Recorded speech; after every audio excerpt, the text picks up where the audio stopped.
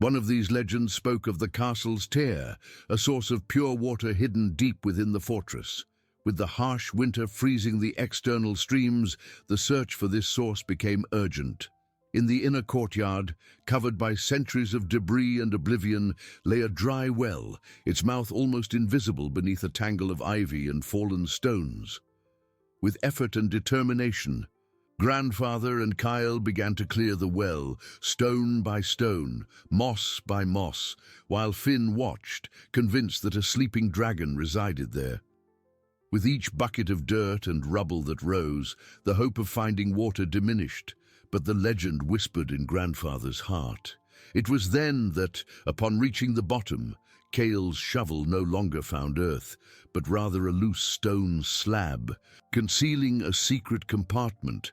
And when Grandfather, with trembling hands, opened the small chamber, the gleam that emerged was not that of water, but of a treasure of ancient gold coins, forgotten for generations, which promised not only to warm their bodies, but also to silence malicious tongues and restore the glory of Greystone Castle. The gleam. It wasn't the silvery reflection of the water so desperately sought, nor the pale shimmer of a precious stone. It was a dense, ancient gold that seemed to absorb and re-emit the little light that dared to penetrate the depths of that forgotten well. Grandfather's hands, calloused by a lifetime of labor and now trembling with emotion, hesitated over the secret chamber. Kyle, his shovel still suspended, watched, his face dirty with earth and hope, now tinged with incredulous astonishment. Little Finn, approached the edge of the well, his eyes wide, perhaps imagining that the sleeping dragon was finally revealing its shimmering scales. The silence that followed was not the heavy silence of defeat, but a silence laden with possibilities, a silence that screamed the promise of a future that until then seemed impossible. Grandfather was the first to move. With a sigh that seemed to release years of worries, he plunged his hand into the darkness of the chamber. His fingers found the cold, heavy surface of metal. 1, 2, 3 coins. He pulled them out, one by one, and placed them in Kyle's outstretched palm. They were pure gold coins, minted with forgotten symbols, their weight a revelation. Not the polished, shiny gold of jewelry stores, but aged gold with the patina of time, each groove and imperfection telling a story of centuries. Kyle held them, feeling the warmth that seemed to emanate from them, a warmth that contrasted with the biting cold of the winter that surrounded them. This was no casual find, it was a treasure, the materialization of the legends Grandfather whispered on moonless nights. Reality, however, had a different weight than gold. Winter tightened its grip. The wind howled through the castle's crevices, a chilling song that reminded everyone of the urgency of water. Gold could buy food, warmth, perhaps even the restoration of those crumbling walls. But it could not quench immediate thirst. The castle's Tear was still a mirage. "We need a bucket," Grandfather said, his voice hoarse, breaking the spell of the moment, "and a stronger rope." Kyle, awakening from his stupor, nodded. They had brought a small, fragile bucket for earth and debris, but this treasure demanded respect and security. Grandfather, with a look Kyle had never seen before, a mixture of hope and a new, heavy concern, instructed him to fetch the strongest iron bucket they could find in the pantry, and the thickest rope. As Kyle walked away, his footsteps echoing in the desolate courtyard, Grandfather knelt again by the well. Finn, still fascinated, tried to peek, but Grandfather gently pushed him away. That secret, for now, was too great for a child's shoulders. The chamber seemed deep, an abyss of wealth that defied comprehension. How many coins? Hundreds, thousands. Enough to rebuild not only the castle, but their own lives, which until then had dragged on in the shadow of misery. But with wealth came danger. Greystone Castle was isolated, yes, but not invisible. The whispers of the legend could now turn into shouts of greed if the news spread. Grandfather felt a shiver that was not from the cold. That gold was a blessing, but also a potential curse. Who hid it? Why? And more importantly, who else knew? Kyle returned, dragging a rusty iron bucket and a thick rope, almost as old as the well itself. Carefully, Grandfather tied the bucket and lowered it into the chamber. The sound of metal against gold was a soft clinking, but it resonated like a bell in the stillness of the courtyard. Slowly, with the combined strength of Grandfather and Kale, the bucket rose. It was heavy, heavier than any bucket of water they had ever lifted. When the bucket reached the surface, the sight was breathtaking. There was no water, but a glittering pile of gold coins, stacked one upon another, their shine eclipsing the weak winter sunlight. Grandfather touched them, feeling the rough texture and the weight of history in each one. This was the treasure that could change everything. But thirst still burned in their throats. The well, though revealing riches, had not yet revealed water. The slab covering the secret compartment seemed to be the key. Below it, perhaps, the castle's tier truly existed. Or perhaps the treasure was all that remained of hope. The tension grew. The gold was a promise of life, but the lack of water was a threat of imminent death. With each bucket of gold that rose, the question remained, what would they do first? Save their lives with water, or secure their future with gold? Night approached, and with it the relentless cold of winter and the uncertainty of what tomorrow would bring for the last guardians of Greystone Castle. Finn's dragon, perhaps, was not of fire, but of gold, and its presence now was as real as the ice that covered the world. The gleam of the gold, a pale glow against the growing darkness of the courtyard, was both a promise and a burden. Grandfather and Kale were paralyzed, the rope still taut in their hands, the iron bucket overflowing with centuries of wealth. Finn, little Finn, tried to touch the coins, his eyes reflecting the same astonishment the adults felt. But the sight of that treasure, so vast and unexpected, could not erase the reality of the intensifying cold, nor the thirst that scratched their throats. It was in this moment of suspension, between euphoria and despair, that a figure appeared at the courtyard entrance, wrapped in a heavy shawl. Grandmother Aurora, the elderly pregnant woman, the true heir to that ruin, advanced with slow but firm steps, her prominent belly a constant reminder of the life she carried and the urgency of her needs. Her eyes, tired but determined, swept the scene, the well, the bucket, the gleam. "What is this?" Her hoarse voice broke the silence, not as a question, but as an observation that defied logic. She approached, and Grandfather, her husband, gestured for her to step back, an instinctive concern for her condition. But Aurora was not intimidated. She saw the gold, yes, and astonishment filled her face. But soon the more pressing concern took over her gaze. "And the water?" she asked, her voice now laden with an urgency that gold could not quench. "Did you find the water?" Grandfather exchanged a look with Kyle. The truth was, they had found something far more valuable, but infinitely less immediate. Gold could buy a future, but water was the present, day-to-day survival, the life of their unborn child.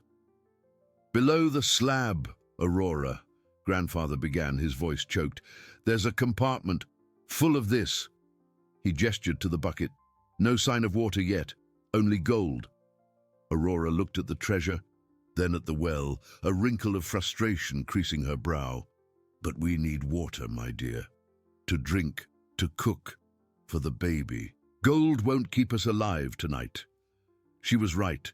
The shine of the coins seemed to mock their thirst.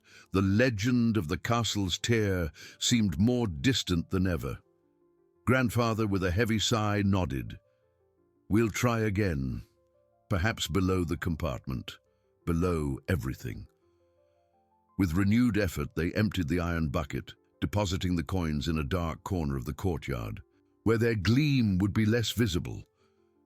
Grandfather, with Kale's help, lowered the bucket again, this time with the intention of removing the stone slab that hid the treasure compartment. It was an arduous task, the stone heavy and wedged by time. As they worked, the wind howled stronger, bringing with it the biting smell of ice. Finn, now bored with the gold that wasn't a dragon, snuggled close to Aurora, seeking warmth. She hugged him, feeling the tiny life within her, and the responsibility of finding water became almost unbearable. With an agonizing creak, the slab gave way, revealing not a rocky bottom, but a deeper opening, a damp darkness that seemed to promise what they so desperately sought. A smell of wet earth and moss rose from the abyss. "Water," Dig Kale whispered, renewed hope in his voice. "Perhaps," Grandfather replied, but his tone was cautious. That castle had already taught them that promises were treacherous. Aurora, impatient, approached the edge of the well. "Let me try. I need the water." Her determination was unshakable. With her large belly, she leaned over, took the rope and the iron bucket, and with an effort that made her body groan, slowly lowered it into the newly revealed darkness. The sound of the bucket hitting something below was muffled, but distinct. A sound of metal. She pulled the rope, her calloused hands trembling, not just from effort, but from a strange premonition. The bucket seemed heavier than it should, heavier than water. Grandfather and Kyle approached, ready to help. With the combined strength of their arms, the bucket emerged from the darkness. And then, what was revealed was not the mirrored surface of the water so desperately awaited. It was not the castle's tear. It was, again, the dense, ancient gleam of gold. The bucket was full, overflowing with coins identical to those they had found in the upper compartment. A shocked silence fell upon them. The gold had multiplied. The treasure was not just in the secret compartment, it extended into the depths, as if the well itself were a vein of wealth. The hope for water transformed into a new wave of disbelief and, for Aurora, an almost desperate frustration. "More gold," she murmured, her voice almost inaudible.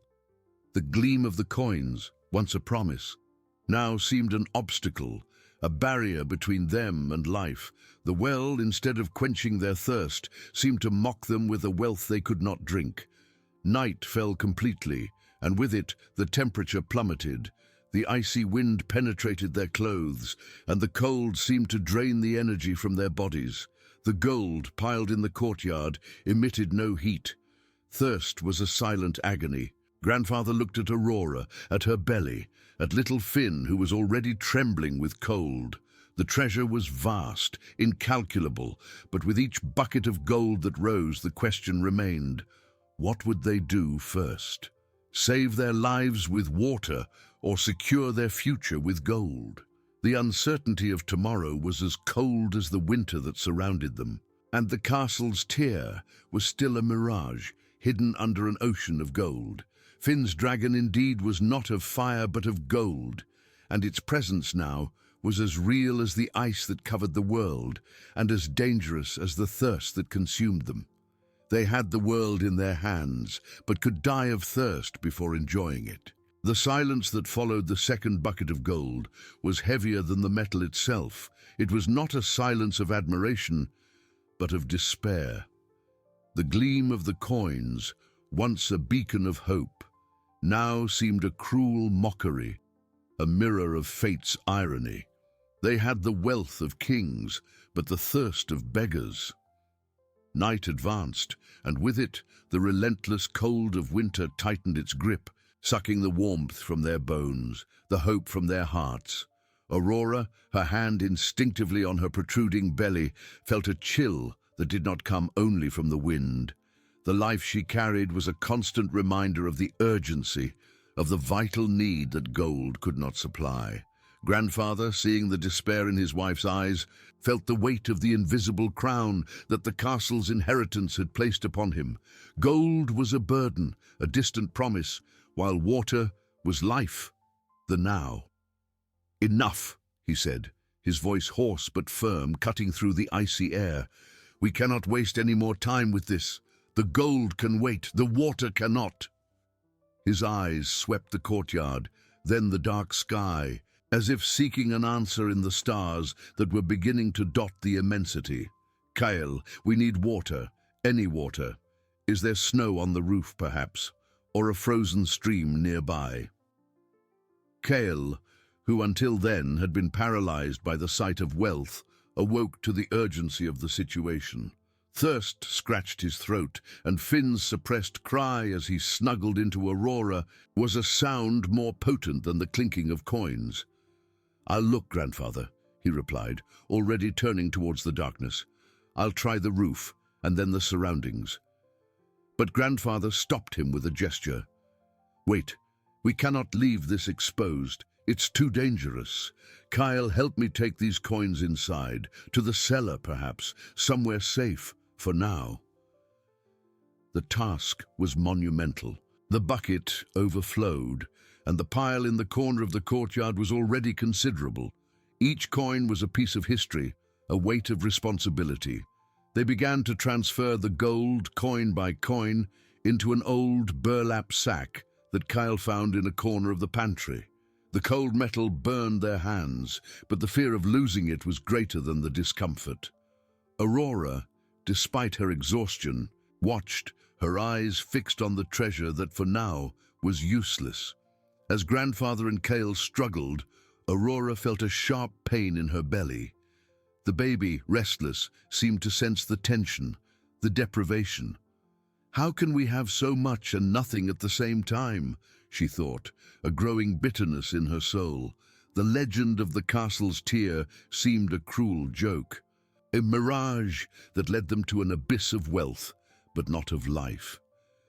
She remembered the days when she dreamed of a simple life, with a safe roof and fresh water. Now, she had a crumbling castle, an incalculable treasure, and the threat of thirst hanging over her family. The promise of a grand future was too heavy a burden when the present was a struggle for survival. Finn, who once saw the gold as a shining dragon, now saw it as something that kept his family from water. He was cold, thirsty, and the gleam of the coins no longer fascinated him. "Water, Grandma?" he asked, his voice trembling, his eyes large and full of unshed tears. Aurora hugged him tighter, kissing his hair. "We'll find it, my love. Grandma promises." Greystone Castle, once a refuge, now seemed a trap. The thick walls that should protect now seemed to imprison. The echoes of Kyle's and grandfather's footsteps as they carried the gold were the only sounds that broke the oppressive silence of the night. The wind howled through the crevices, a ghostly lament that seemed to foretell disaster. With each trip to the cellar, the cold intensified, and darkness swallowed more of the courtyard. The task of hiding the gold was time-consuming and exhausting, but the idea of leaving it at the mercy of anyone who might pass was unthinkable. Grandfather knew that news of a treasure spread like wildfire, and the castle's isolation would not be a sufficient barrier against human greed. After hours that seemed an eternity, the gold was safe, hidden under a pile of rubble in the deepest, darkest cellar of the castle. Grandfather, exhausted, wiped his hands on his clothes. "Now the water," he declared, his voice filled with new determination. Kyle, who had already tried the roof unsuccessfully, the snow was too little and too frozen to be easily melted without fire, and what there was impure, was ready for the next mission. "I'll try the stream, Grandfather. I remember a small stream that ran near the old road before the bridge collapsed." Grandfather nodded. "Go, but carefully, and take the lantern. Don't go too far." The idea of Kyle venturing alone into the icy night was terrifying, but there was no other choice. Thirst was a more immediate threat than the dangers of darkness. Kyle took the lantern, its small flame flickering, casting dancing shadows on the ruins' walls. He bid farewell to Aurora and Finn with a wave and disappeared into the darkness, his footsteps muffled by the snow. Aurora felt a knot in her throat. Her son, still so young, now carried the weight of survival. She looked at the well, now a dark and silent mouth, its golden secret sealed again by the heavy slab. The wealth, which should have been a blessing, had become a test, a proof of their resilience. Grandfather approached her, embracing her. "We will make it, Aurora. We always do." But his voice did not have the same conviction as before. The cold was biting and the weight unbearable. With each passing minute, the hope of Kale returning with water diminished, and the threat of winter became more real. Greystone Castle, with its newly discovered treasure, seemed to be in a deadly standoff between life and death, between the gleam of gold and the darkness of thirst. Finn's dragon, indeed, was not of fire, but of gold, and its presence now was as real as the ice that covered the world, and as dangerous as the thirst that consumed them. They had the world in their hands, but could die of thirst before enjoying it. The night was long, and tomorrow uncertain. Darkness swallowed Kyle like a hungry mouth, and the lantern in his hands was just a weak point of light, fighting against the vastness of the night. The wind howled, an icy lament that seemed to echo the very despair settling in the castle. Each step in the snow was an effort, the ice cracking under his boots, and the cold penetrated his clothes, biting his skin. He remembered the stream, a small thread of life winding through the forest, but the memory was of a distant summer, and winter transformed everything into an unrecognizable landscape of shadows and silence. The forest, once a refuge for play, was now a labyrinth of skeletal trees, their branches twisted like accusing fingers. Fear was a constant companion, a shadow that lengthened and shrank with the dance of the lantern's flame. He felt the weight of responsibility, the burden of his family's life on his young shoulders. Thirst scratched his throat, and the image of Finn trembling in Aurora's arms was a whip propelling him forward, despite the fatigue and cold that threatened to paralyze him. Back at Greystone Castle, time dragged on with agonizing slowness. Aurora was huddled near what remained of the fireplace, the fire long extinguished, its embers cold as the hope that diminished with each passing minute. Finn, nestled in her lap, trembled uncontrollably, his small lips cracked and dry. His cry, once suppressed, was now a faint whimper, a sound that broke Aurora's heart. She hugged him tighter, trying to transfer the little warmth left in her body to his, but the cold was relentless and the thirst a silent torture. Grandfather, sitting on a stone bench, watched the darkness through the broken window, his eyes fixed on the point where Kale had disappeared. He tried to maintain composure, to be the rock for his family, but with each gust of wind that swept through the cracks, a shiver of dread ran down his spine. Kale's promise to find water seemed increasingly distant, a mirage in the frozen vastness of the night. The gold hidden in the cellar was a cruel irony, a wealth that could not buy life, that could not quench thirst. Aurora felt a stronger pang in her belly, a warning from the baby. The life she carried was a constant reminder of the urgency, the fragility of their existence. She tried to focus on her breathing, on the promises she had made to herself, but despair was a rising tide, threatening to drown her. "He will come back," she whispered, more to herself than to grandfather, her voice hoarse and weak. "He will find the water." Meanwhile, Kyle stumbled over exposed roots and snow-covered stones. The stream should have been there, just past the large rock that looked like a sleeping giant, but the snow had transformed the landscape, and darkness distorted shapes. The lantern flickered, threatening to go out, and Kyle felt an icy panic. Without light, he would be lost, and with him, his family's last hope. He shielded the flame with his hand, the weak warmth a momentary relief against the biting cold. He saw it, a faint gleam in the darkness, a winding outline under a thick layer of ice. The stream, but the sight brought a new wave of despair. The stream was completely frozen, an impenetrable sheet of ice. He knelt, trying to break the ice with a stone, but it was useless. The ice was too thick, too strong. The water, the castle's tier, was there but unattainable. Kyle felt tears freeze in his eyes. He had failed. His family's thirst, Finn's crying, Aurora's weakness. Everything depended on him, and he had not succeeded. He looked around, desperate, searching for any sign of liquid water, anything. It was then that he saw, not in the main stream, but a little further on, where the water seemed to have accumulated in a small depression before freezing completely, a small puddle protected by a rocky overhang where the ice was thinner, almost translucent. With numb hands, Kyle picked up a pointed stone and began to strike the thin ice. The sound was muffled, but with each blow, a small crack formed. He worked with desperate fury, fear and hope propelling his movements.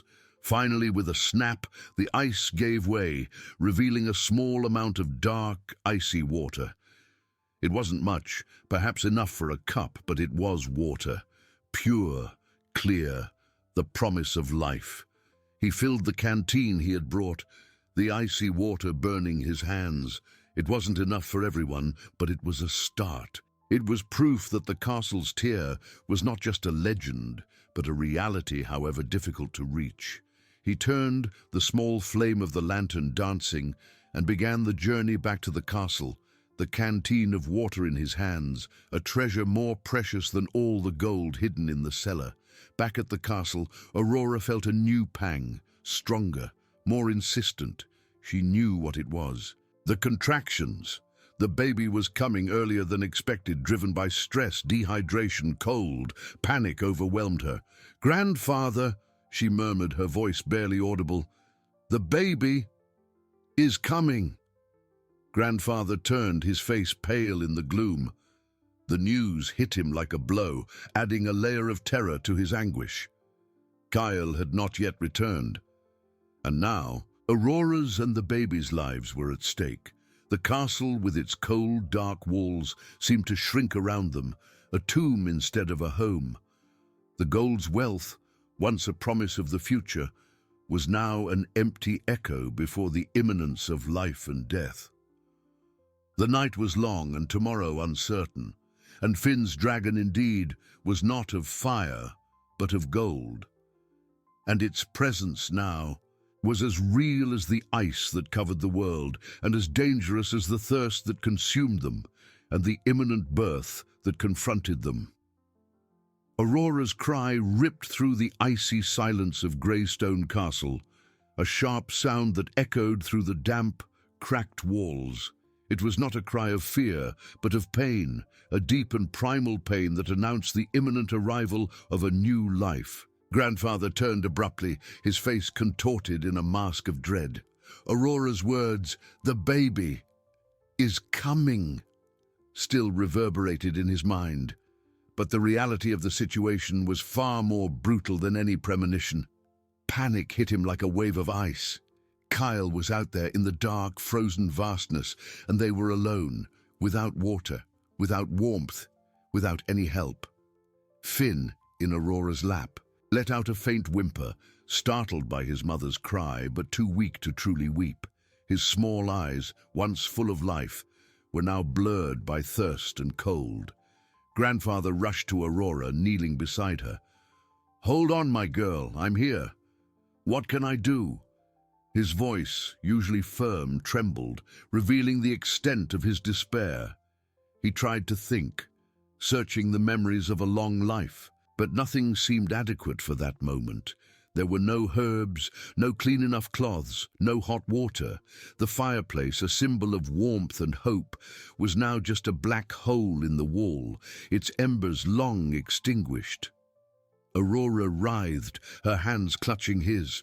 "Water, Grandfather, I need water." Her voice was a hoarse whisper, each word a monumental effort. Dehydration, cold. The stress of the past few days all conspired against her and the fragile being she carried. The contractions came in stronger, closer waves, a cruel rhythm that gave no respite. Meanwhile, Kyle ran back to the castle.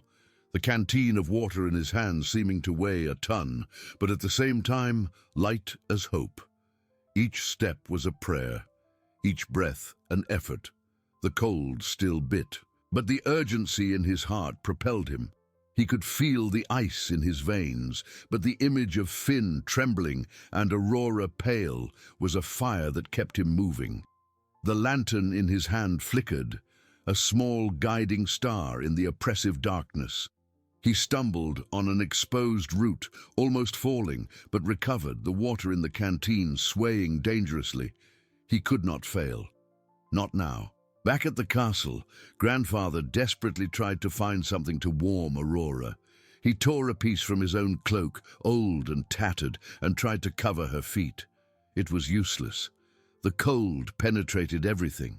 He tried to calm Finn, rocking him gently, but the boy was lethargic, his eyes half closed, almost unresponsive. Grandfather felt an impotent rage bubble within him.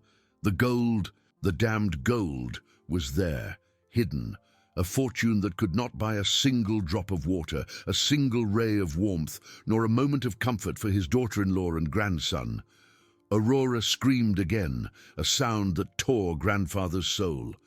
"It's coming, Grandfather. I feel it." Her eyes were fixed on his, filled with a mixture of pain and terror. Grandfather knew there was no time. He needed to be strong, needed to be the support she didn't have. He remembered his own wife, Aurora's mother, giving birth. The screams, the pain, but also the joy that followed. But back then, there was warmth, there was water, there was help. Now, there was only cold, darkness, and loneliness. Kyle finally saw the dark silhouette of the castle against the night sky. An imposing and somber mass. A momentary relief washed over him, but was soon replaced by a new surge of adrenaline.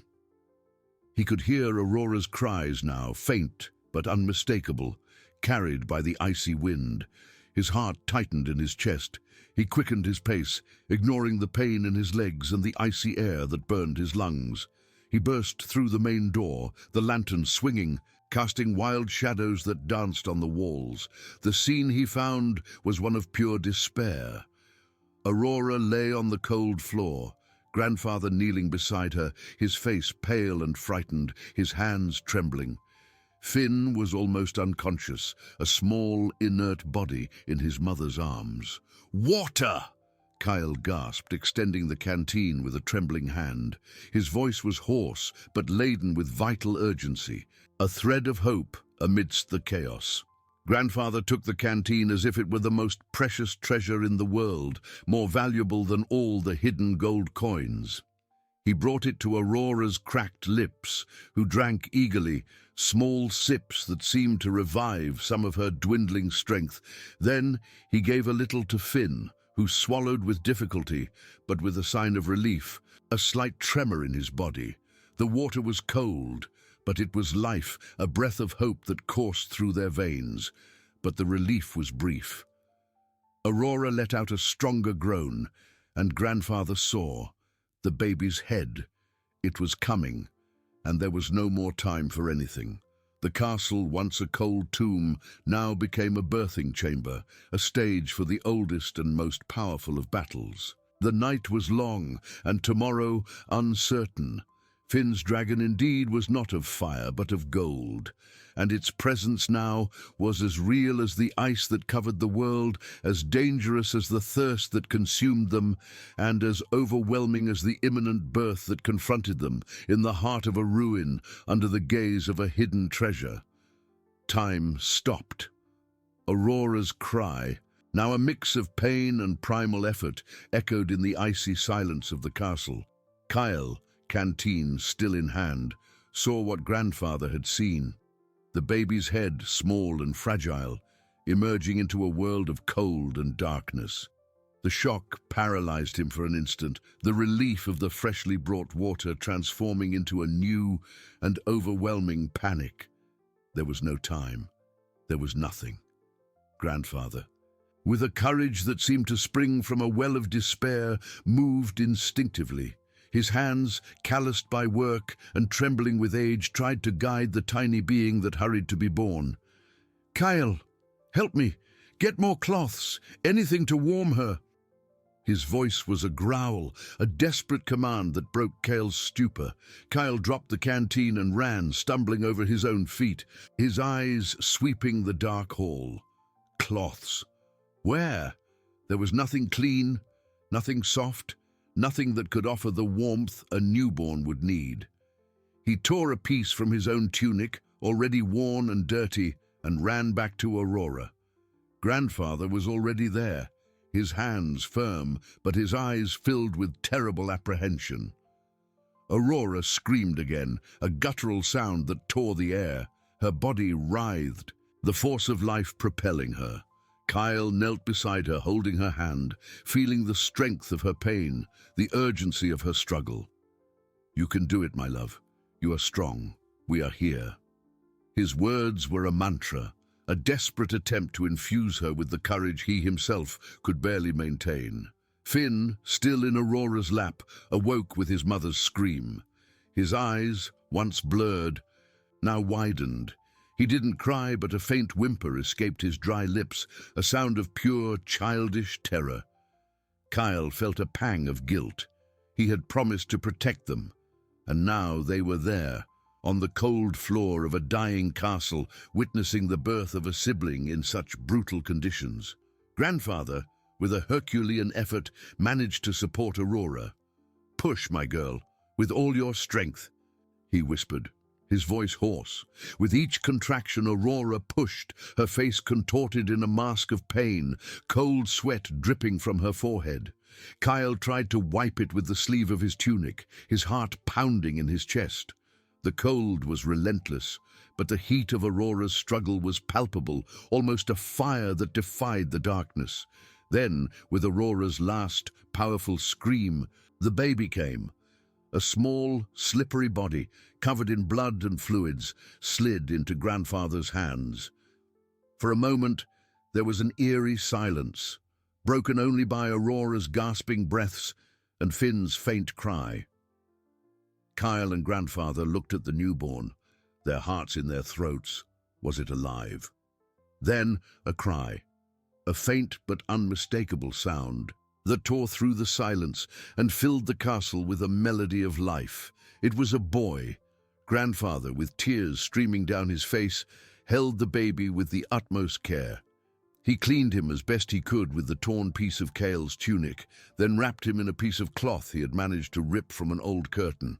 The baby cried, a sharp, hungry sound, but full of surprising vitality. "A boy," Grandfather whispered, his voice choked with emotion. "A brother for Finn." Kyle felt a wave of relief so powerful it almost knocked him down. He leaned over Aurora, kissing her sweaty forehead. "You did it, my love. You are incredible." Aurora, exhausted, merely nodded, a faint, painful smile on her lips. Her eyes, however, shone with a mixture of love and triumph. The challenge, however, was far from over. The baby needed warmth, food. The umbilical cord needed to be cut. Grandfather, with the experience of a life in a simpler world, but without modern tools, searched for something sharp. He found an old, rusty kitchen knife, which Kale quickly cleaned with the rest of the water from the canteen. With steady hands, Grandfather cut the cord, tying the ends with a piece of thread he found. The baby, now warmer in Aurora's arms, stopped crying, nestling against the warmth of his mother's body. Finn, watching everything with wide eyes, extended a small hand to touch his brother, a gesture of curiosity and acceptance. "He needs a name," Aurora whispered, her voice still weak. Kyle looked at the tiny being, at the miracle that had defied cold, darkness, and despair. "Hope," he said, the word leaving his lips like a prayer. "We will call him Hope." Grandfather nodded, his eyes moist. Hope, a good name, a necessary name. But the cruel reality of the castle soon imposed itself again. The warmth of Aurora's body would not be enough for the newborn for long. The cold penetrated the walls, the icy air bit the skin, and the water in Kyle's canteen was almost gone. Thirst would return, and with it the threat of dehydration for Aurora, who now needed even more strength to recover and breastfeed. The irony of the gold hidden in the well, the useless fortune, hung over them like a silent curse. So many coins, so much precious metal, and not a single one could buy a warm blanket, a glass of milk, or a ray of sunshine. Finn's golden dragon, once an innocent fantasy, was now a dark metaphor for wealth that could not save lives. The night continued, relentless. The birth of hope was a victory, yes, but only the first battle in a much larger war against the elements and ruin itself. Kyle looked at his family, Aurora, pale but victorious, Finn, a little stronger, but still fragile, and little Hope, a beacon of life amidst the darkness. The responsibility weighed on his shoulders, heavier than any treasure. They had water for a few sips, but the castle well where the gold lay was the only source of potable water they knew, and it was frozen or inaccessible for drinking. The castle's tier was a distant and dangerous source. There was still much to do, and tomorrow, with its challenges, was already dawning on the icy horizon. Life had arrived, but survival was still an open question, a fragile promise like the cry of a newborn in the heart of a forgotten castle. Hope's cry was a tenuous thread of life, a fragile melody that paradoxically echoed with the force of thunder in the icy silence of the castle. But the melody, however beautiful, could not warm them, nor quench the thirst that was already beginning to bite again. Kyle looked at Aurora, exhausted, but with her eyes fixed on the small being nestled in her chest. Grandfather, with a weariness that seemed to weigh centuries, tried to light a small fire with damp twigs and rotten pieces of wood, but the smoke was more promise than warmth. Finn, still frightened, watched his brother with a mixture of curiosity and apprehension, as if the newcomer were an enigma he had yet to decipher. Reality, cold and relentless as the air around them, asserted itself. Kyle's canteen was almost empty. The little water that remained was a cruel reminder of scarcity. Aurora needed hydration, food, to recover and to nourish the baby. Hope, in turn, needed constant warmth, a shelter that the crumbling castle could not offer. Each breath of the newborn was a challenge against the cold that seeped through every crevice, every crack in the ancient walls. The irony of the gold, the treasure that lay at the bottom of the well, was an even heavier burden now. So many coins, so much gleaming metal, and none of them could buy a blanket, a piece of bread, or the warmth of a lit fireplace. It was useless wealth, a golden curse that mocked their misery.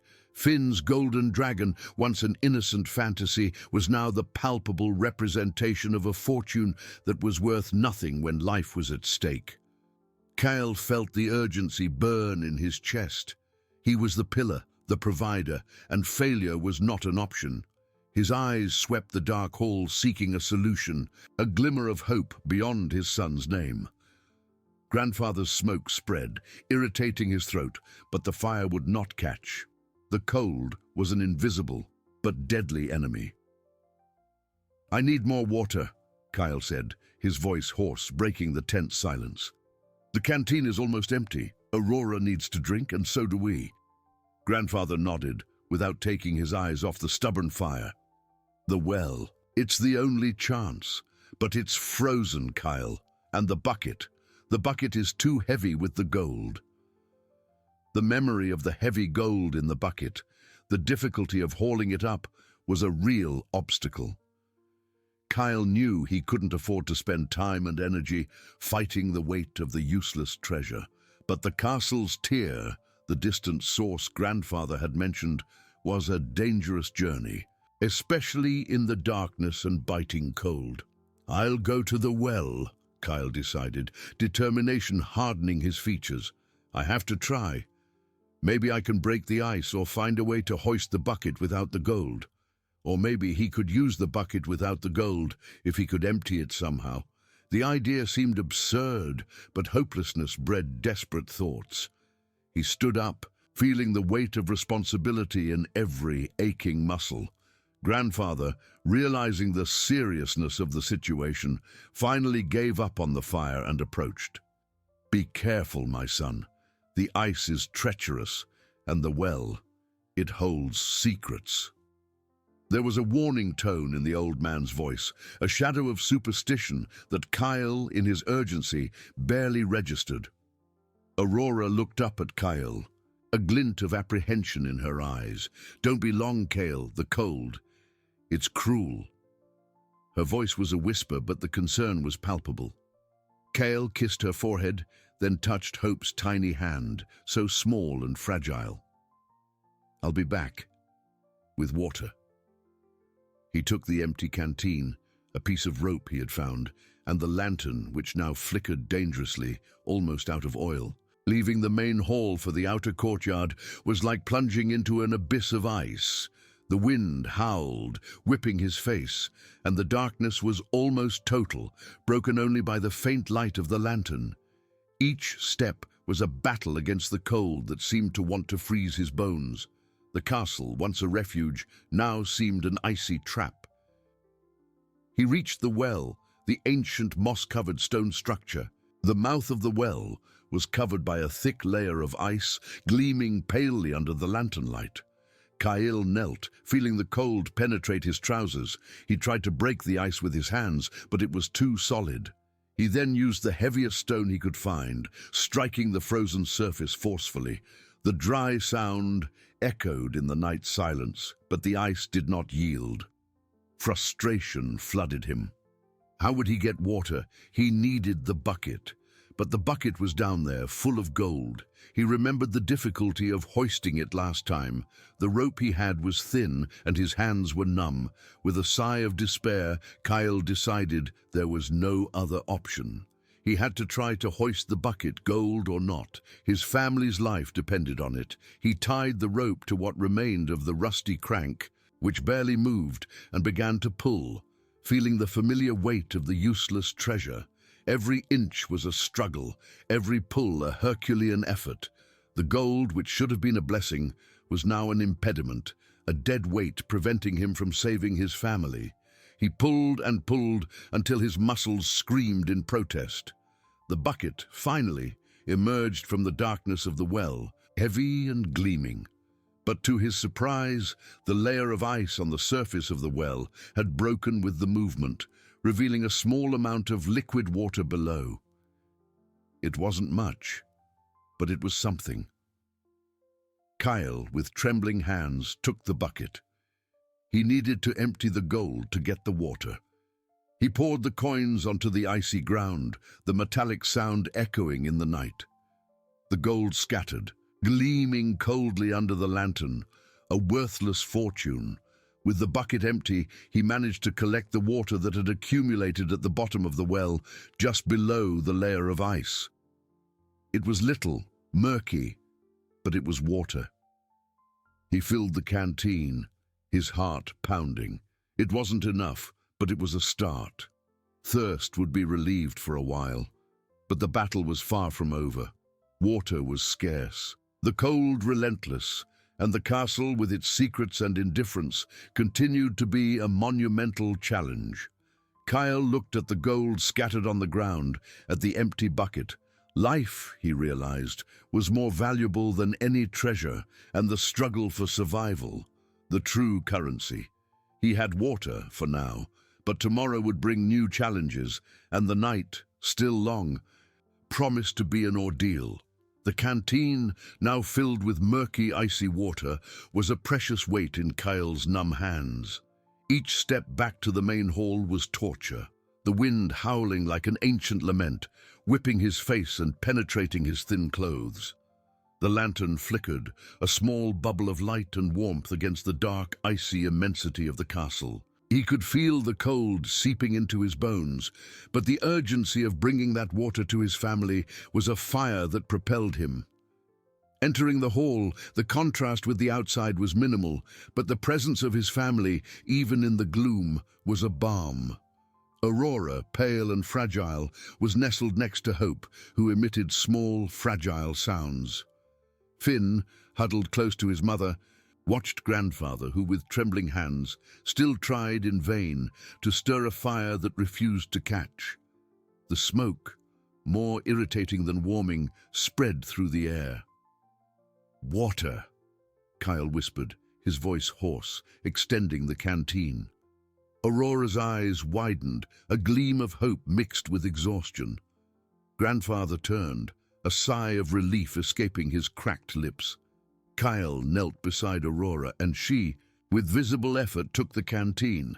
Her dry lips touched the icy metal, and she drank in small sips. The water, even murky, seeming like divine nectar. With each sip, a little color returned to her face. "For Finn," she whispered, passing the canteen. Finn drank eagerly, his childish eyes fixing on his father with silent gratitude. Finally, Grandfather took a sip, and Kyle, feeling his throat scratchy, also drank what remained. It wasn't much, just enough to moisten their mouths and relieve the sharpest pang of thirst, but it was a miracle. For a brief moment, the silence in the hall was not of despair, but of fragile relief. But the relief was ephemeral. The canteen was empty again, and thirst, though momentarily appeased, would soon return. The cold, which had been temporarily forgotten in the urgency of seeking water, now asserted itself with renewed cruelty. Kyle looked at Hope, the small body trembling slightly under the few rags that covered them. The warmth of Aurora's body was insufficient. Each breath of the newborn was a reminder of the constant battle against hypothermia. Grandfather's smoke continued to spread, but the fire did not materialize. The dampness of the walls, the icy air entering through every crack, made it impossible to light a lasting flame. Kyle felt the weight of powerlessness. He had managed to get water, yes, but it was a drop in the ocean of their needs. His thoughts flew to the courtyard, to the gold scattered on the icy ground around the well. A fortune useless, abandoned. The image of the coins gleaming under the light of the lantern, now extinguished, was a shocking contrast to the misery that surrounded them. He had left the treasure there, exposed to the elements, perhaps to any creature of the night that might venture out. But what difference would it make? Gold could not warm them, nor feed them. It was a wealth that mocked their poverty, a golden dragon powerless to save. Kyle felt a shiver run down his spine, not just from the cold, but from a dark premonition. Grandfather had said the well held secrets. He had focused only on the water, on the gold. But what if there was something more? Something the deceased owner had hidden beyond the coins? The idea was vague, almost a delusion of exhaustion. But the old man's warning echoed in his mind. "We cannot stay here," Kyle said, his voice low but firm. Aurora looked up, apprehension in her eyes. "The cold, it will defeat us." Grandfather nodded, his expression tired. "The castle's tear. It's far, Kyle, and dangerous. But perhaps there's something more in the well, a passage, a shelter." Kyle considered Grandfather's words. A passage, a shelter. The well had revealed gold, but what if there was something deeper, something beyond the water and the treasure? The idea was desperate, but the alternative was to remain there, slowly freezing. He could not risk the life of Hope, nor Aurora and Finn in passive waiting for death. He looked at little Hope, who now slept, a small miracle of life amidst the desolation. That name, Hope, was a burden and a promise. Kyle felt a new wave of determination. He could not give up. He had gotten water once. Perhaps there was more to be discovered. The gold was out there, but the real search was for survival. The night was still long and the cold relentless. But the idea of a secret, of a hidden possibility in the well, lit a small flame of curiosity and desperation in Kyle's heart. He needed to go back to the well, not just for water, but to investigate, to search for anything that could offer a glimmer of salvation. The fight for life was far from over, and the well, with its secrets and its useless gold, seemed to be the only way forward. The small flame of hope, lit by the murky, icy water, was as fragile as the life Kyle held in his arms.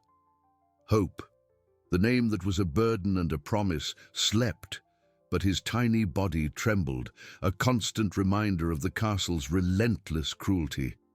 The cold was not just a sensation. It was an entity, an invisible predator, lurking in every shadow, in every crack of the ancient stones. Kyle felt the weight of the decision, the urgency to act. To remain there, waiting for a dawn that might never come for all of them, was a surrender he could not contemplate.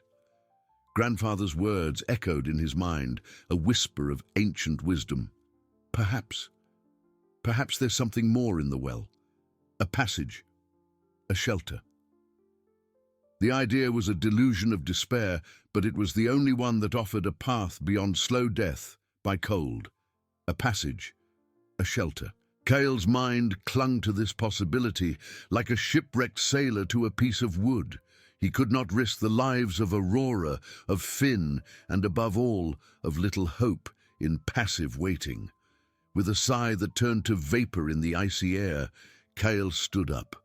Aurora watched him, her eyes wide and full of a mixture of fear and trust. She didn't need to ask.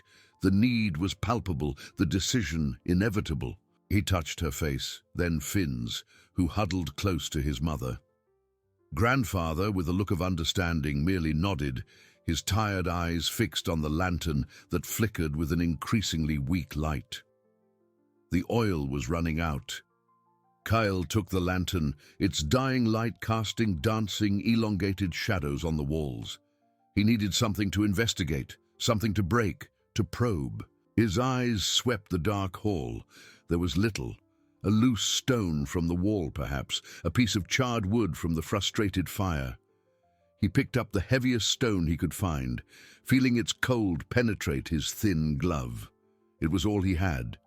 The exit to the outer courtyard was even more brutal than before. The wind now seemed to have gained strength, howling like a banshee, whipping his face with invisible snowflakes. The darkness was almost total, and the lantern's light, now a mere wisp, barely pierced the dense curtain of night. Each step was an ordeal, a test of his will against the overwhelming force of the cold. His muscles ached, his bones seemed to freeze. He reached the well, the ancient, moss-covered stone structure emerging from the darkness like a sleeping monster. The gold. It was there, scattered on the icy ground, coins gleaming faintly under the dying light of the lantern. A useless fortune, a treasure that mocked their misery. Kyle barely registered it. His eyes were fixed on the mouth of the well, on the unfathomable darkness that opened below. He knelt, feeling the cold penetrate his trousers, his knees. The ice that had broken before had partially reformed, but there was a small opening, a black hole leading to darkness. He leaned over, the lantern in one hand, the stone in the other. The faint light of the lantern barely reached the bottom. There was no reflection of water. The little he had collected before had probably frozen again. Kyle began to probe the inner walls of the well, just below the edge. He used the stone, tapping gently, listening to the sound that echoed in the void. Solid, solid, solid. Frustration began to set in, a different, deeper cold, threatening to extinguish the small flame of hope. He remembered grandfather's words. The well holds secrets. He was not looking for gold, nor for water. He was looking for a crack, an anomaly, something that indicated a passage. He descended a little further, leaning on the damp, slippery stones, the rope he had used before still tied to the rusty crank, now serving as a precarious support. The lantern flickered violently, threatening to go out at any moment. Kyle felt panic rise in his throat. Without light, he would be lost. His numb fingers fumbled over the stones. The cold was excruciating. Suddenly, under the edge of a protruding stone, his fingers found an indentation. It was not natural. It was a cut, a mark. He ran his hand over it again, feeling the rough texture of the stone, but the indentation was there, a deep groove, almost imperceptible. He moved the lantern closer. The faint light revealing a symbol engraved on the stone, almost erased by time and moss. It was a drawing, perhaps an ancient rune or a stylized map. He followed the groove with his fingers and realized it didn't end there. It continued, descending the well wall towards the darkness. Kyle felt a shiver run down his spine, not from cold, but from a mixture of terror and excitement. Grandfather was right. There was something more. He struck the stone around the symbol with the stone he held, hearing a different sound. It wasn't the solid, muffled sound of the other stones. There was an echo, a void behind it. He struck again, with a little more force. A small piece of moss and clay broke off, revealing a tiny crack. A current of icy air, but different from the courtyard wind, escaped from the crack, carrying a smell of damp earth and something else, something ancient and sealed, a passage, a shelter. The lantern's light flickered one last time, and then, with a final sigh, went out, plunging Cale into total darkness. The cold, the howling wind, the smell of earth, and the echo of the void behind the stone. He was alone, in the darkness of an ancient well. With a crack and a newly discovered secret, his family's life depended on what he would do next. The night was still long, and the true ordeal, he realized, was just beginning. He needed to go back to Aurora, to Grandfather, to Finn and Hope. But he couldn't go empty-handed. He had to open that passage. He had to find the shelter. Total darkness swallowed Cale. It was not just the absence of light, but a dense, oppressive presence that seemed to suck the very air from his lungs, amplifying the howling wind and the cracking of ice. The smell of damp earth and something ancient, something the newly discovered crack exhaled, became more pungent, almost palpable in the darkness. Panic threatened to overwhelm him, a different cold, coming from within. But Kyle clung to his determination like a shipwrecked man to his last plank.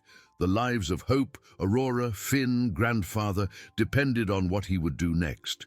His eyes, useless in the blackness, tried to adjust, but there was no light at all. He was blind, isolated, with only the sound of the wind and the echo of his own ragged breath as company. His fingers, already numb with cold, fumbled along the well wall, searching for the crack, the groove he had discovered. The stone he held, once an instrument, now seemed a dead weight, but it was all he had. He found the crack again, his fingers tracing the outline of the symbol engraved on the stone. The current of icy air escaping was the only proof that this was not a delusion. It was real. A passage, a shelter. Grandfather's words echoed in his mind, a mantra of hope amidst despair. Kyle positioned the stone he held against the crack, feeling the roughness of the rock. He needed to widen it. He needed an opening that could be traversed, not just by him, but by Aurora, by Finn, by Grandfather, and above all, by Hope. The idea of dragging his family through a tiny hole in total darkness was terrifying. But the alternative was certain death by cold. With a grunt, Cale began to strike the stone around the crack. The sound was muffled, heavy, and the echo in the well's void made it seem even more insignificant. He used all the strength he had left, his muscles protesting, his bones aching. Each impact sent a wave of pain through his arms, but he could not stop. The cold was relentless. And time, an invisible enemy. Tiny pieces of moss and clay broke off with each blow, falling into the darkness below, their sound almost inaudible. The crack seemed to resist, the ancient stone, stubborn, guarding its secret fiercely. Kyle felt despair gnaw at the edges of his determination. What if he was wrong? What if this wasn't a passage, but just a fault in the rock? What if he was spending his last strength on an illusion? But then a different sound, not the crack of stone, but a sound of detachment, of something yielding. Kyle struck again with more ferocity and felt the stone tremble under his fingers. A larger piece broke off, falling with a dull thud that seemed to echo through a space larger than the well. The current of cold air that escaped from the crack intensified, bringing with it a stronger smell of damp earth, of mold, and of something Kyle could not identify, but which seemed imbued with centuries. He fumbled at the opening with his fingers. The crack was wider, not wide enough to pass through, but enough for him to feel the depth, the darkness that opened beyond. He leaned over, trying to peer in, but the darkness was absolute. There was no light, no visible end. It was a void that promised both salvation and danger. Kyle felt a shiver run down his spine. Grandfather had spoken of secrets, and that well seemed to have an infinity of them. He continued to strike, now with more hope, directing his attacks at the edges of the opening. The stone began to yield more easily, larger splinters breaking off, revealing a passage that slowly widened. His fingers were raw, his thin gloves torn, but the pain was a reminder that he was making progress. With one last effort, Kyle managed to widen the opening enough for a man to pass through, perhaps with some difficulty. He fumbled at the edges, feeling the roughness of the rock, the dampness. The passage seemed to descend at a gentle angle, and the smell of earth and mold was almost overwhelming. He had done it. There was a passage, a shelter, but what was inside? And how would he lead his family into that unknown darkness, without light, without knowing what awaited them? The urgency of returning to Aurora and the others hit him with renewed force. They were freezing, waiting for him. He could not explore this alone, could not risk getting trapped or encountering something dangerous. The priority was his family's safety. Kyle moved away from the opening, his muscles trembling with exhaustion and cold. He needed light. He needed something to protect them. He needed Grandfather, Aurora's strength. He needed a plan. The gold, forgotten on the icy ground, seemed even more useless now. A fortune that could not buy a candle, a blanket, or his family's safety. The true wealth was in the life he protected, in the hope that hope represented.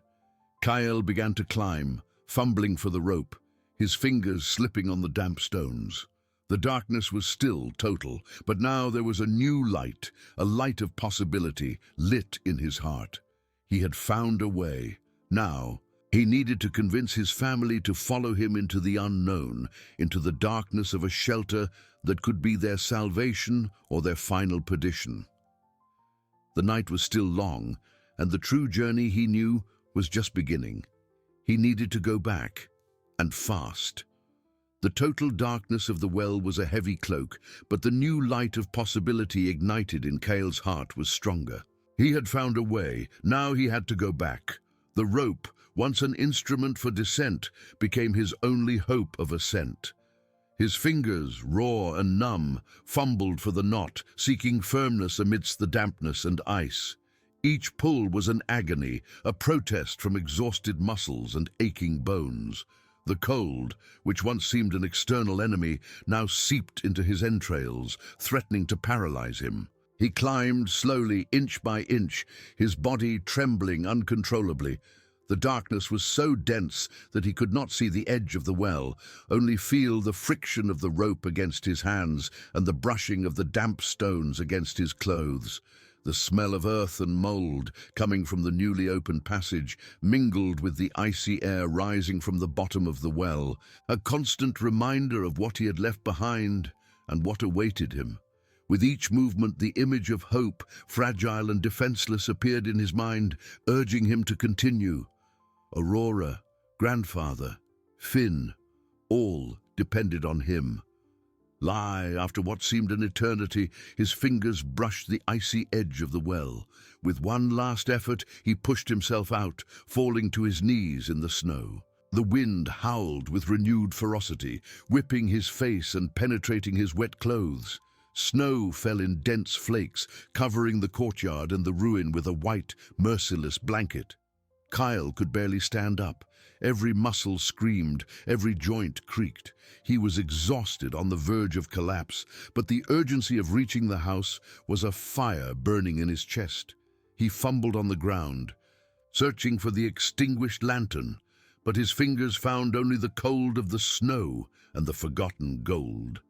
The coins, once a symbol of hope, now seemed insignificant, a useless weight. The true wealth was in the life he protected, in the hope that hope represented. He left them there, buried by the falling snow. There was no time for gold. There was only time to survive. Dragging himself more than walking, Kyle moved towards the house. The darkness was almost total, the snow obscuring the little light that might come from the stars or the moon. The wind pushed him, trying to knock him down, but he resisted, one step at a time. The door of the ruins seemed a mirage, an unattainable safe harbor. When he finally reached the entrance, his fingers could barely turn the icy doorknob. He pushed the door, and the faint warmth of the interior enveloped him like an embrace. Aurora, grandfather, and Finn were sitting near the fireplace, whose flickering flames were the only source of light and warmth. Their eyes turned to him, filled with apprehension and relief. "Kyle, thank God!" Aurora stood up, her eyes moist. We thought you had gotten trapped." Grandfather merely nodded, his deep eyes assessing Kyle, noticing the exhaustion and urgency in his expression. Finn, huddled, looked at his father with a mixture of fear and admiration. Kyle fell to the floor, exhausted, his legs refusing to support him. I found something," he gasped, his voice hoarse from the cold and effort. "It's not water, it's a passage, a shelter." Aurora knelt beside him, her hand on his icy face.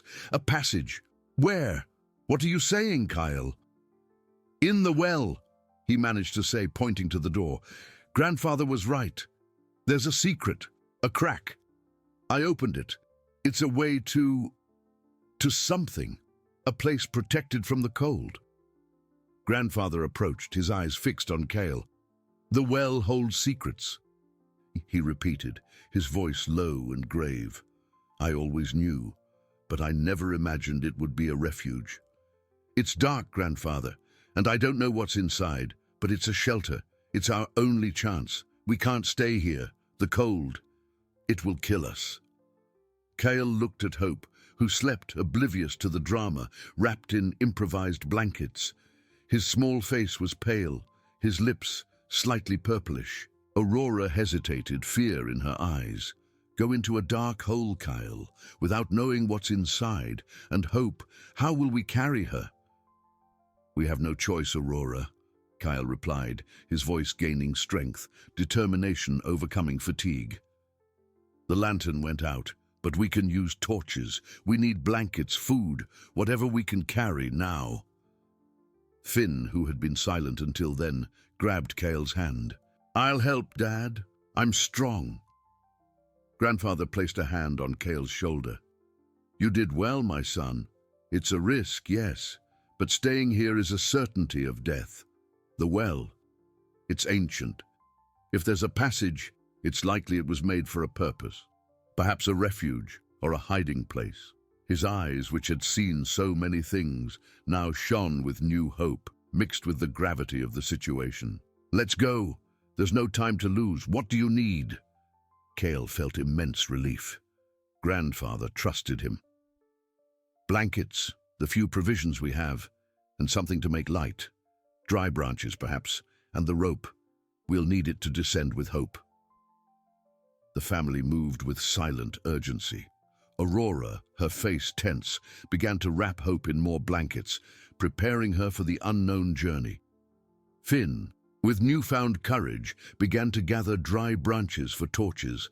Grandfather, with his quiet wisdom, took the strongest rope they had and a piece of cloth to tie to the end of a branch, creating an improvised torch. Kyle watched them, feeling the weight of responsibility, but also a new wave of hope. They were together, and together, perhaps, they could face the darkness that awaited them. The night was still long, and the true journey, he knew, was just beginning. They were about to enter an unknown world, a secret kept for centuries, but it was the only chance they had to survive. The silent urgency filled the small space of the ruin. Every movement was calculated, every breath an effort against the cold that insisted on infiltrating through the cracks. Aurora, with trembling but firm hands, wrapped Hope in layers and layers of blankets. The girl's face, pale and fragile, a constant reminder of the race against time. Her eyes, moist, met Kyle's, a mixture of fear and unwavering faith. She trusted him, even if the path he proposed led to the deepest darkness. Finn, with a determination that surprised Kyle, searched the corners of the ruin, gathering dry branches and pieces of wood that could serve as torches. His small, agile fingers worked with a seriousness that made him a miniature man. He was hope in action, the promise that life would continue, no matter how bleak the present appeared. Grandfather, with his ancestral wisdom, had already tied the strongest rope they possessed around a thick branch, securing a piece of cloth to the end. With a precise movement, he lit the cloth in the dying fireplace, and a flickering, yellowish, weak flame was born, casting dancing shadows on the stone walls. It was a small light, but it was light, a beacon against the abyss that awaited them. Kyle watched, his body exhausted but his mind sharp. The responsibility weighed on his shoulders, but the unity of his family, the courage in their eyes, was the fuel that kept him standing. He took the small leather bag that contained the few remaining provisions, a piece of hard bread, some dried fruits, a canteen with the last water. It wasn't much, but it was all they had. "We are ready," Grandfather said, his voice calm but laden with gravity. He held the improvised torch, its light flickering in everyone's eyes. "Kyle, you go first. Finn, you come right behind with the rope. Aurora, you descend with Hope, and I'll come last, protecting the rear." Kyle nodded. The plan was simple, but risky. The darkness of the well was an invisible enemy, and the cold outside, a merciless predator. They had no choice. The door of the ruin opened and the wind howled, an icy lament that seemed to come from hell itself. Snow whipped their faces, and the darkness outside was almost total, only broken by the faint light of Grandfather's torch. Kyle, with the rope tied around his waist, led the way, his feet sinking into the fresh snow. Each step was a battle against the wind that tried to knock them down, against the cold that penetrated to the bone. The well, a black hole in the white landscape, seemed even more menacing now. The mouth of the passage Kyle had opened was a dark crack, an invitation to the unknown. He knelt at the edge, Grandfather's torch illuminating the hole. The smell of damp earth and mold, mixed with something ancient and indefinable, rose, a cold, heavy breath. "It's here," Kyle murmured, his voice hoarse. "The passage." Finn, with the rope coiled over his shoulder, looked at the abyss with wide eyes, but did not recoil. Aurora, holding Hope firmly against her chest, hesitated for an instant, fear in her eyes, but the determination to protect her daughter was stronger. "Let's go, Kyle," she said, her voice choked but firm. "There's no time." Kyle took Grandfather's torch. The flame flickered, threatening to go out with the wind, but he shielded it with his body. He turned to his family, his eyes meeting each of theirs. "No matter what happens in there," he said, his voice strong, "we will stay together. Don't separate. Don't stop moving." He turned to the passage, the torch raised. The crack was narrow, but he had managed to widen it enough. With one last look at the stormy sky, Kyle leaned in and began to descend, his feet fumbling on the damp, slippery rock. Darkness swallowed him almost instantly, the torchlight struggling to pierce the dense veil. The smell of earth and mold intensified, almost suffocating. The passage descended at a gentle angle, the rock walls rough and cold to the touch. Kyle advanced slowly, testing each step, the torch casting ghostly shadows ahead. He could hear the sound of Finn's breathing right behind him, the rustling of Hope's blankets in Aurora's arms, and Grandfather's steady footsteps. With each meter they descended, the outside world seemed more distant, more unreal. The howling wind was replaced by an oppressive silence, broken only by the sounds of their own movements. The temperature, though still cold, seemed less biting than outside, a minimal but welcome relief. Suddenly the passage widened slightly. Kyle's torch revealed a slightly larger space, a kind of natural chamber, or perhaps a resting area carved by ancient hands. The walls were of raw rock, but there was a strange regularity in some parts, as if they had been worked. "Here," Kyle whispered, his voice echoing strangely in the space. "We can stop for a bit, to regroup." Aurora and Grandfather descended, and Finn joined them. The torchlight revealed their tired faces, but there was a glimmer of hope in their eyes. They had entered. They had taken the first step into the unknown. What awaited them beyond that chamber, no one knew. But for now, they were together, and they were alive. The true journey had indeed begun, and the darkness, though vast, seemed a little less frightening with the flickering flame of the torch, and the even stronger flame of hope in their hearts. The small chamber, carved into the damp rock, offered temporary relief, but the darkness that stretched beyond it was a constant reminder of the journey they still had ahead. The air here was stiller, less biting than the howling wind outside, but it carried a heavy scent of wet earth, mold, and something older, almost metallic, that seeped into their nostrils. The flickering light of Grandfather's torch danced on the irregular walls, revealing veins of quartz and dark patches of dampness. Aurora, with Hope nestled in her arms, felt a tremor run through her body, not just from the cold, but from apprehension. The girl, still asleep, seemed a little warmer in the layers of blankets, but her paleness persisted.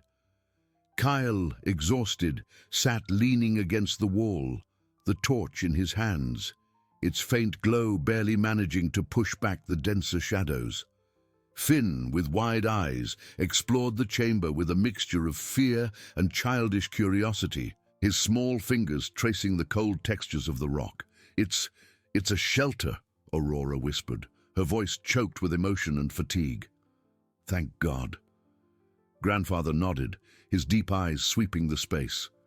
"It's not much, but it's more than we had out there. The cold won't reach us here, at least not with the same fury."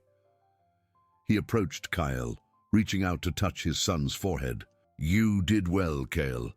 Very well." Kyle felt a warmth spread in his chest, a mixture of pride and terrifying responsibility. "We can't stay here, Grandfather. The air, it doesn't seem good, and we don't know where this passage leads." Indeed, the metallic smell seemed to intensify, and a slight dizziness began to assail Kyle. The lantern, which had gone out, was a reminder that oxygen could be a problem in confined spaces. They needed to move, but where? "There's a continuation," Finn pointed, his small finger indicating an even narrower crack in the opposite wall of the chamber. "It looks like a tunnel." Kyle raised the torch, and the light revealed the opening. It was tight, barely allowing an adult to pass, and descended at a steeper angle. The unknown called them again, a promise of danger, but also of a possible way out. "We need to go," Kyle said, rising with effort. "We can't afford to wait. Whatever is down there, it's better than freezing to death." Aurora pressed Hope against her. "But what if there's something waiting for us down there? Animals, or whatever made this place?" Grandfather placed his hand on Aurora's shoulder, There's no choice, my daughter. Life is a series of steps in the dark, but we are together, and that's what matters. He took the rope they had brought. Kale, tie yourself. Finn, you go right behind, holding the rope firmly. Aurora, you descend with Hope, and I'll come last, making sure no one is left behind. Keel tied the rope around his waist, feeling the weight of the decision. He raised the torch, and with one last look at his family's apprehensive faces, he leaned in and began to descend through the narrow crack. The tunnel was damp and slippery, the rock walls scraping against his shoulders. The torch barely managed to illuminate the path, and shadows danced, transforming every protrusion into a menacing figure. The metallic smell grew stronger, almost pungent, mixing with an earthy, damp aroma. Kyle could feel the moisture dripping down the walls, and the sound of a distant drip echoed in the oppressive silence. With each step, the passage seemed to deepen further into the earth, leading them into the heart of the mountain, or perhaps into the depths of the well itself. After what seemed an eternity, the tunnel began to widen again. Kyle's torchlight revealed a larger space, a more imposing chamber than the previous one. But this was not a natural chamber. The walls were of carved stone, with a precision that indicated human work. There were niches and recesses, and in the center, a kind of stone pedestal, covered by a thick layer of dust and cobwebs. "By heavens," Aurora whispered, her voice filled with admiration and fear as she descended into the chamber, Hope still asleep in her arms. Finn, with the rope, looked around, his eyes wide. Grandfather, upon arriving, ran his hand over the carved walls. "This is not the work of nature. Someone built this, someone with a purpose." Kale raised the torch, sweeping the space. The metallic smell was now overwhelming, and he felt a strange taste in his mouth. It was then that he saw. In one of the wall niches, there was not just dust, but a subtle gleam, a yellowish reflection barely distinguishable in the gloom. He approached, his heart pounding in his chest. With a trembling hand, he brushed away the dust and cobwebs. And what he saw made his blood run cold, and at the same time, an electric shock run through his body. It wasn't one. There were dozens, hundreds, coins, ancient gold coins piled in small heaps, gleaming faintly under the torchlight. They were heavy coins, with inscriptions and symbols worn by time, but undeniably pure gold. The metallic smell, he realized, came from them. What is this?" Aurora asked, her voice an almost inaudible whisper, her eyes fixed on the gleam.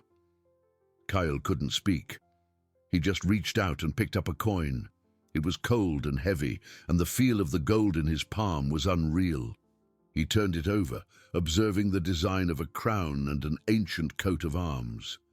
Grandfather approached, his eyes fixed on the coins. A gleam of recognition, or perhaps of a long-held wisdom, appeared in his gaze. "The well. It always held secrets," he said, his voice low and reverent. "But I never imagined it would be this." Finn, with a cry of surprise, ran to another niche, and his eyes widened. "Dad, here too, and here!" The chamber was not just a shelter. It was a treasure, a hiding place, a legacy. The gold coins, which should have been found in the well bucket, were there, at their source, revealing a secret that surpassed imagination. The cold, the hunger, the danger outside. Everything seemed for an instant insignificant before that golden gleam. But the tension did not diminish. On the contrary, a new and dangerous question hung in the air. Who had hidden this, and why? And what else did this place hold in its depths? The true journey, they knew, was just beginning.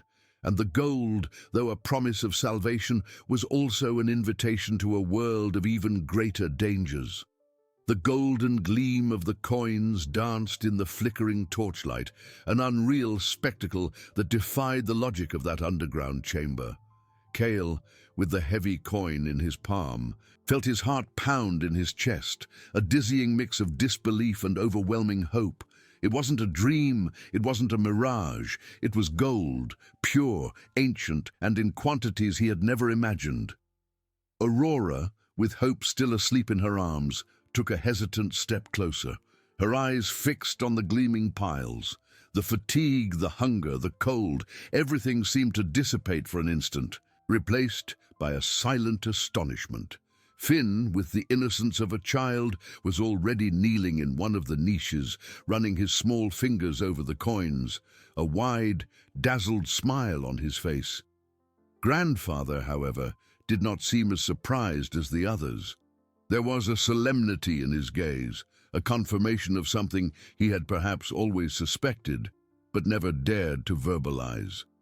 He approached Kyle, and their eyes met. "The well," Grandfather began, his voice low and hoarse. "It is not just a source of water, it is the mouth of an ancient story. A story my grandmother used to tell about a reclusive man who lived in these lands long before us.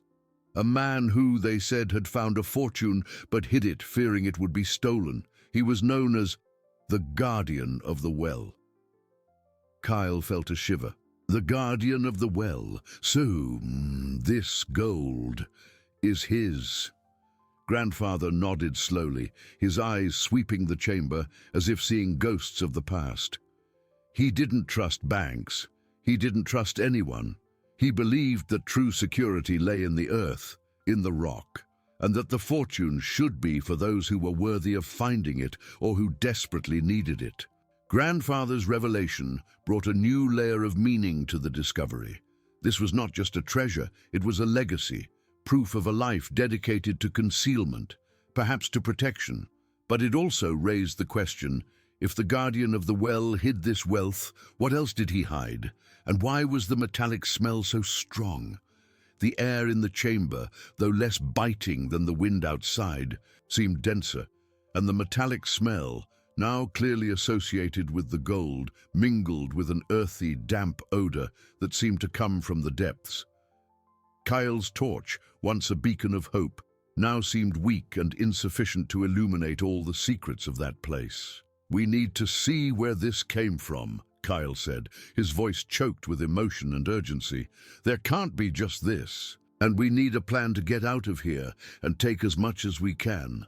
He raised the torch and began to explore the chamber. The carved stone walls continued, revealing more niches, some empty, others with more coins, but also with strange artifacts. Small, rotten wooden boxes, ceramic fragments, and even a small rolled map, so fragile it would disintegrate at a touch. In the center of the chamber, the stone pedestal they had noticed before seemed more significant now. Kyle approached, and the torchlight revealed worn inscriptions on the surface. Ancient symbols, perhaps a forgotten dialect, but one stood out, the image of a well, with a wavy line descending to what appeared to be an underground reservoir. "It's a map," Aurora whispered, pointing to the symbol. "The well, and what is below it?"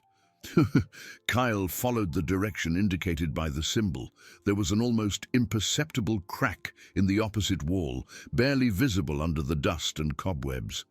It was narrower than the previous ones, almost a fissure, but the metallic smell was more intense there, and a cold, damp breeze seemed to come from within. "It's this way," Kyle said, his voice firm, but his heart pounding. The Guardian of the Well didn't just hide the gold, he hid the path to the source. Grandfather approached, his eyes fixed on the crack. "Be careful, Kyle. Fortunes like this don't come without a price, and this place, it has a life of its own." Kyle knew Grandfather was right. The excitement of discovery was intoxicating, but the danger remained, perhaps even greater. Whoever built this, whoever hid this fortune, did not do so without precautions. He leaned in, the torch extended, and began to squeeze through the crack.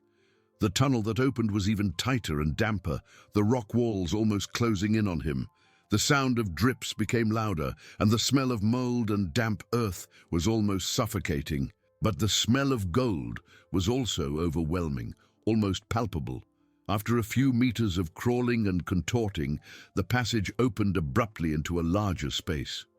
Kyle raised the torch, and the light revealed a sight that made him hold his breath.